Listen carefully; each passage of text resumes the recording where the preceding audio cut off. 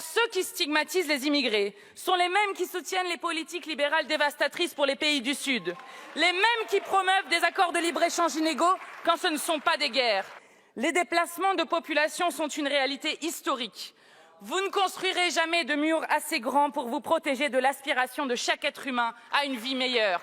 Nous savons au fond quel est le point culminant de cette rhétorique mortifère, le laisser mourir en mer.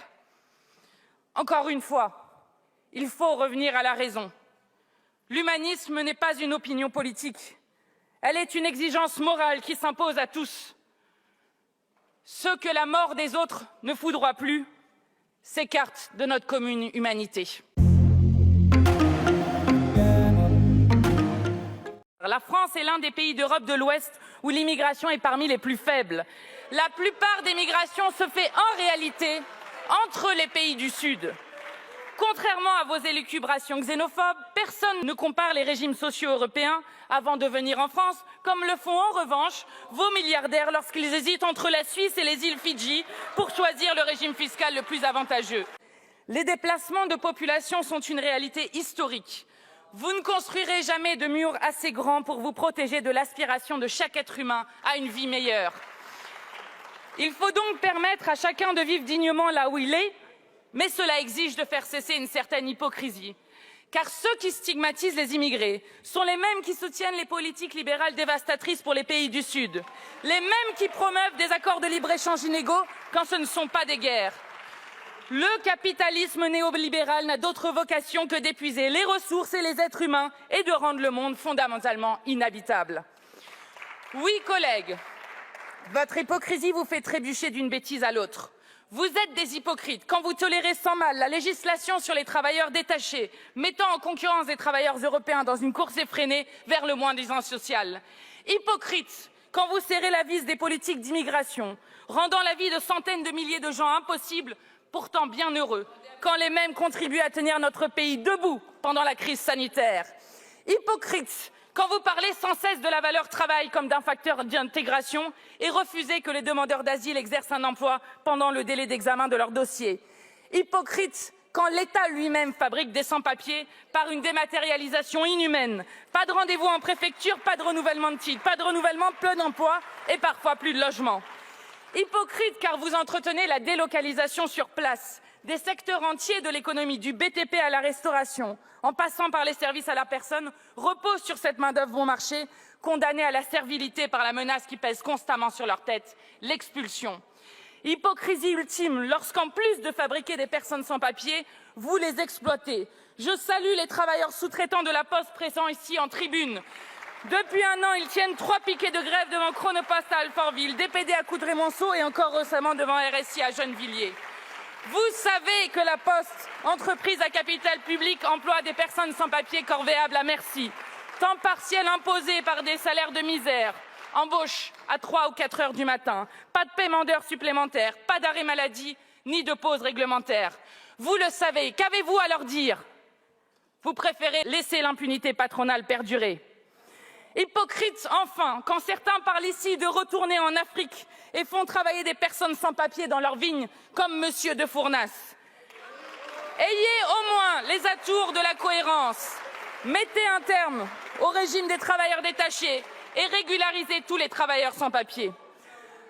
Collègues, l'immigration est un phénomène qui connaîtra des changements d'échelle. Les conséquences du dérèglement climatique conduiront 1 milliard de personnes sur les routes de l'exil. Dans ces circonstances, il nous faut choisir le chaos ou l'entraide. Dès aujourd'hui, l'urgence climatique exige qu'une aide financière et matérielle à la bifurcation écologique soit attribuée aux pays les plus vulnérables, fondée sur les transferts de savoir et par la reconnaissance d'un statut de détresse environnementale. La seule réponse raisonnable est d'organiser la solidarité en vue du plus grand défi que l'humanité aura à connaître. Il nous faut donc de réelles politiques publiques pour organiser l'accueil. Pour cela, la philosophie met en partage depuis des siècles un principe qui nous est précieux. Agir de telle sorte que la maxime de notre action puisse être érigée en loi universelle. Personne, collègues, n'est responsable de sa naissance dans la misère, dans un pays pauvre, en guerre ou un pays en première ligne face au dérèglement climatique. Ayez donc le courage de traiter ces personnes avec dignité, renforcer les structures d'accueil et d'hébergement. Dites à M. Darmanin de cesser la criminalisation outrancière des associations qui donnent juste à boire et à manger aux exilés à Calais. Abolissez l'infâme délit de solidarité. Mettez un terme à l'enfermement des enfants dans les centres de rétention. Interdisez enfin les tests osseux. Cessez, pour finir, votre chasse sur les terres de l'extrême droite. À l'heure où nous parlons, 342 jeunes dorment devant le Conseil d'État après avoir passé 6 mois à la rue. Ils veulent aller à l'école, mais Monsieur le ministre Darmanin est trop occupé à montrer les muscles. Les politiques d'immigration ne peuvent pourtant être réduites au giron sécuritaire. Elles doivent inclure la santé, l'éducation, la culture, la lutte contre les discriminations et être articulées sur le long terme. Et avant toute chose, Madame la Première ministre, il faut que tout le monde dans ce pays puisse vivre dignement. Lorsque vous détruisez les services publics, ce sont les personnes les plus pauvres que vous sanctionnez en priorité et parmi elles, les derniers arrivés en France. Vous ne parviendrez pas à faire diversion en ce qui concerne les conditions matérielles d'existence du peuple. La colère qui gronde ne sera jamais dissipée avec des lois pointant des boucs émissaires. Vous voulez rétablir l'ordre? Abandonnez votre réforme des retraites, bloquez les prix, augmentez les salaires et partagez les richesses. Pour le reste, collègues, la France a pour promesse liberté, égalité, fraternité. Chacun peut en faire le serment. C'est le propre d'une nation universaliste. J'achève avec ces mots. Nous sommes dans l'eau. Aidez-nous, s'il vous plaît. Nous sommes en train de mourir. Nous sommes dans la mer, dedans. Il fait froid. Ce sont les derniers mots prononcés par l'une des 27 personnes exilées mortes dans une traversée de la Manche en 2021. Parmi elles, une petite fille de 7 ans. Il leur a été répondu « Oui, mais vous êtes dans les eaux anglaises ». Collègues, j'alerte.